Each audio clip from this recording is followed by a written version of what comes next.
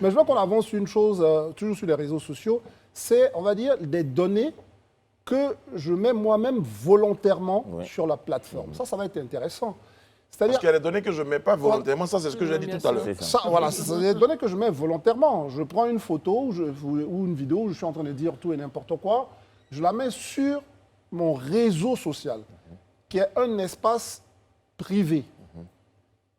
La question que je me pose, c'est que quelle est la marge entre ce qui relève de mon privé, parce que je mets ça dans un cadre privé avec mes amis, et après, je retrouve cette vidéo-là qui s'en va chez Paul, qui va à gauche, à droite, et ça commence à m'incriminer, à me nuire. Ce que je veux savoir, justement, dans le cas d'espèces, c'est une manipulation de données qui m'était personnelle. Comment ça se passe? Alors, il faut comprendre une chose. Les données que vous publiez volontairement sur le Facebook sont des données publiques. Ah, ça c'est intéressant. OK. Maintenant, pour qu'elles constituent, pour certaines données, des données privées, vous avez la possibilité, lorsque vous vous inscrivez sur Facebook, de rentrer dans les paramètres pour cocher la confidentialité des informations ou l'accès aux informations que vous publiez. Très bien. Si vous ne cochez pas ces paramètres-là, votre espace privé rentre dans le public. En fait, tu donnes l'autorisation que c'est public. Voilà. Donc, vous pouvez avoir un espace privé dans un espace public dès lors que vous cochez dans les paramètres de gestion de vos données ce que vous voulez qu'il y ait. WhatsApp, par exemple, c'est un groupe. OK? Donc, on est tous sur le groupe. On a des informations qui viennent.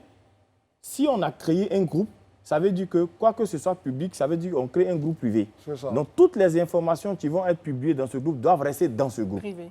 Ils doivent donc avoir une charte aujourd'hui de bonnes pratiques entre membres de ce groupe Facebook-là pour dire que si l'information sort de ce groupe, alors la personne qui l'aura fait... Voilà, même au-delà même du groupe privé, on parle de messagerie privée. On va s'arrêter aux messageries privées. Donc, WhatsApp, Telegram. Vous échangez avec une personne avec qui vous échangez des photos ou des vidéos, dépendant du caractère de ces différentes photos ou vidéos. Et il se trouve que cette personne, à un moment donné, qui a envie de peut-être se venger de vous, bien sans faire attention à divulguer une partie de votre conversation à quelqu'un, met ça dans le domaine public. le met dans le domaine public sur les réseaux sociaux. Quelle est l'action à mener? Est-ce que c'est normal, de un, puisque c'est privé? Vous n'avez pas donné votre consentement. Tout à fait. Et en plus, cette conversation se retrouve sur la place publique ou cette vidéo se retrouve sur la place publique. Quelle est l'action à mener? Non, mais ça, c'est pénal. Vous portez plainte à la justice, tout simplement. Parce que c'est entre deux personnes. Donc, je suppose que les informations que nous avons partagées récentes, nous... Très bien, on est en fin d'émission. Alors, dites-nous aujourd'hui, les Ivoiriens, comme il disait, vous regardent, ils ont envie aujourd'hui de se sentir plus en sécurité. C'est d'ailleurs pourquoi vous montez, vous avez votre structure. Ces personnes-là ont-elles la possibilité aujourd'hui de se tourner vers des personnes comme vous, les experts, pour se sentir plus en sécurité?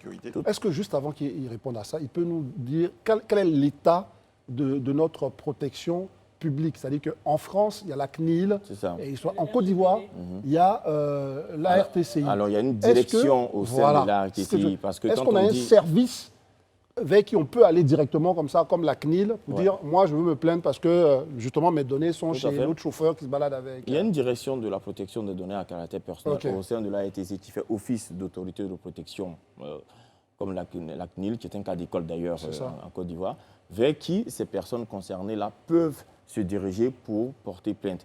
Ensuite, il y a nous, le cabinet conseil de formation et d'accompagnement de mise en conformité, vers qui les personnes peuvent se diriger pour demander conseil sur comment se comporter et les entreprises sur comment se mettre en conformité ou quelles sont les dispositions qu'il faut pour pouvoir respecter le cadre légal lié à la protection.